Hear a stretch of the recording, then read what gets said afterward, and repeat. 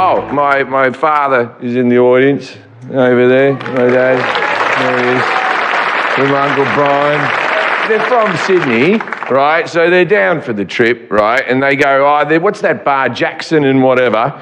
And it has the picture of the Chloe upstairs. So there's a nude painting in the top of the bar. And these two bastards, that's all they want to see. They want to go see the thing. But they were here about 6 weeks earlier for the Grand Prix tryouts. And so they go, you got to see this painting. So they took me yesterday to go see the Chloe. And I walk in, and the bartender, she goes, oh my God, as we walk in. And I was like this, yes, hello, 1% Club, pleasure to meet you. And they went, you're the two old brothers who, they're at an age where they're uncancelable, these two. They can do whatever they want. So they went down to Tasmania to drive around, and they went to, there's a museum there, what's it called again? The Mona, right? So they go to the Mona. Now, my Uncle Brian, he's a big art buff, and he knows everything about art. He goes to that. My father, he's not as much in the art world. He went to the Mona Art Gallery and he goes, you should have bloody seen it. There was one display there that was just a wall of vaginas. All different types of vaginas, all different shapes. Some of them were everything falling out of them, some of them all tucked in. They were all there to see. And I was trying to find one that looked like your mother's.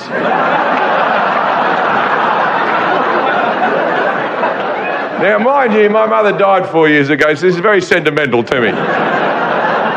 He goes, I was trying to find one that looked like your mother's, and I would have found one, but Brian kept on fucking hurrying me up the whole time. Anyway, there was this girl, she was about 20 or something, and she was just staring at this one vagina. She was staring at it for the longest time, and so I went up with her, and I had a bit of a laugh. And I walked up and I went, does that one look like yours?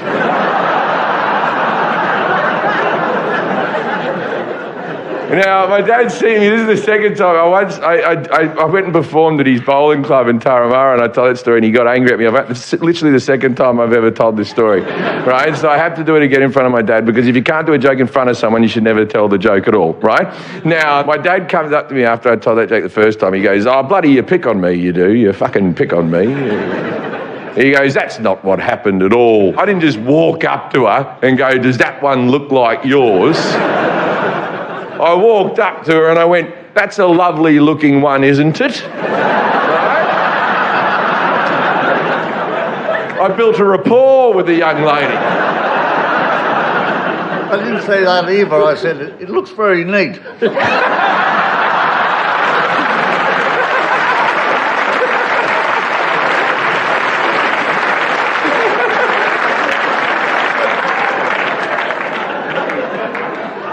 Oh, man.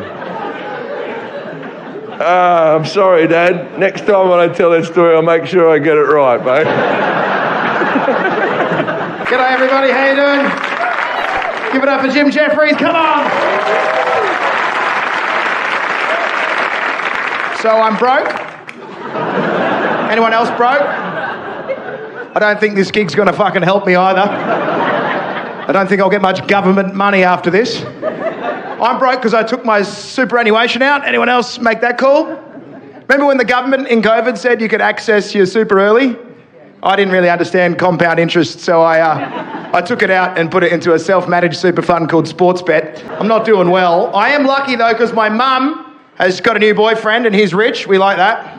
His name's Wayne. He owns a gold mine in Kalgoorlie, Western Australia. He owns the mine. He owns the whole mine. That's why the relationship works out with my mum, because they've got the same job. They both dig for gold and they really understand each other. I went to go meet him for the first time and he's got a yacht, and I saw his yacht in the harbour and I deleted my real dad's phone number. I was like, I don't need this loser from the Riverland holding me back anymore. I got a new dad called Wayne. I went out on their little trip together. They had like a honeymoon. It was me, Mum and Wayne. They had a lot of sex. I loved it. Every time I heard him come, I felt a little more financially secure. I was rocking the boat for them like, go, Mum, go! Save this family! I wanted him to come so hard he had a heart attack. And I'd walk in the cabin and look at his lifeless body and go, I am the captain now. Yeah. It's good to hear people coughing again too, isn't it? Like, not that long ago we'd been running to the hills if someone had coughed. Now we're back coughing and spluttering like the good old days. Do you remember when the pandemic started and you were close to people and you felt like you were going to sneeze and you'd try and catch it early or it would implode in your head? Because the sneeze you do at home is different from the sneeze you do when you're out. When you sneeze at home, that's like an exorcism, isn't it?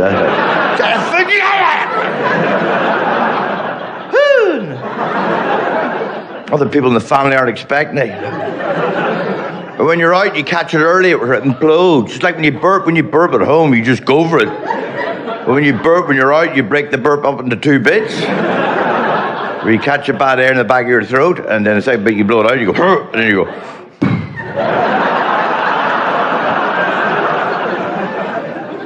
Sneezing's the same, but you still... No, there's another thing I want to tell you about. I got a new pair of underpants, right? And do you ever have a crack at putting your underpants on, but you're not quite awake? And you've just had a stab at it, and you haven't really thought it through. And you've caught big toe in the front of the underpants. And then you have a little bit of a dance with it. And then you've got to go down with the underpants. And then you're having words to yourself going, get your game face on here. What are you fucking doing? Putting your underpants on. Think about this. Right, you've got to be up on one leg, right? So you can counter lever, and, maybe the next time you do it up against the wall. So if you do fall over, you can go into the wall, as opposed to last time, top of the stairs. And you're looking at the hole, and you're a couple of fake stabs at it.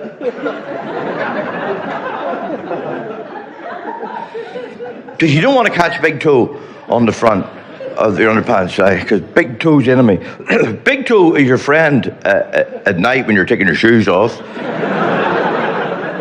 taking your trousers off. Big toe's the only toe that works, by the way. All the rest of them are just de-evolving, aren't they? They're like, big toe's the only toe that moves, right? If you move your toes, that's the only one that moves. The rest of them are just going, what's going on? Except for little toe. Little toe doesn't even bother moving. He's just lying there thinking, what's the point? I'm not even going to the market.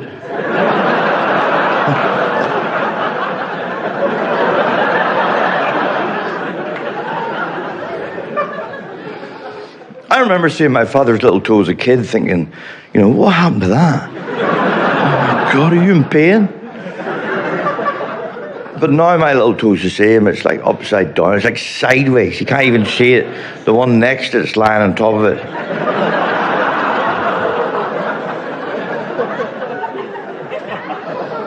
I have trouble with socks as well, but I have good socks. When you open the sock drawer and you've just done a wash and there's loads of socks and you're like, which ones will I have today?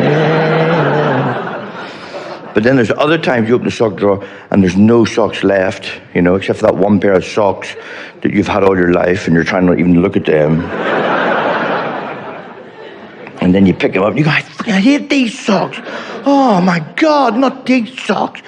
We have a chair opposite the bed. They have to, I sit on so I can get my foot on to put those socks on. And I just fight with the sock the whole way. I've got a bad head on. I fucking hate these socks. These are the freaking worst socks. My leg up, And if my wife's ever in bed and I'm putting those socks on, she says the same thing to me every time. The freaking same thing, like a broken record.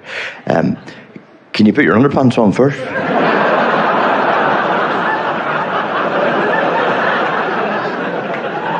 I put my socks on first, and then my underpants.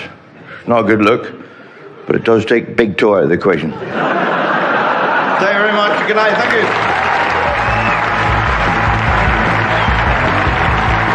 I'm originally from Canada, but I do live in the US, and I will say Americans like to make fun of me a lot for saying a few words slightly different. Like in Canada, we say out, and in America, they say out. And we say about, and they say about. And we say sorry, and they say mass shooting. You know what I mean? It's just like a slight difference in the pronunciation. Just a little different how they say it. It's different. But I do live in the U.S. now with my husband. I am married. My husband and I, we just celebrated 19 years together. And thank you. Oh my gosh, thank you. Yes. Whoa. Sorry, not in a row. Not in a row. No, we took a year and a half off to find ourselves. Sorry, that's it. And yeah, this is true. The other day, my husband said to me, he's like, I don't understand why you like Instagram so much. It's just a bunch of hot chicks with big tits. I was like, that is your algorithm, you idiot. I showed him my phone, all dogs. His jaw dropped, he got all red, he was all embarrassed. He was like, oh my God, you jerk off to dogs? My name's Renee, thank you guys so much.